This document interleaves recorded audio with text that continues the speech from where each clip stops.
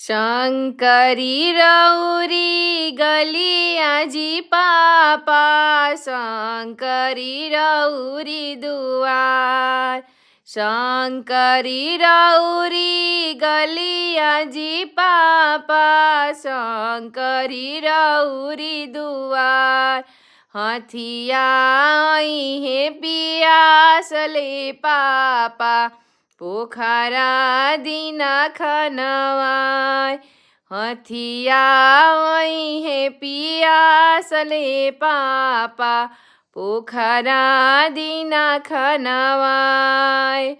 काई उनु कर खैनी जी पापा, काई लवनी उधार।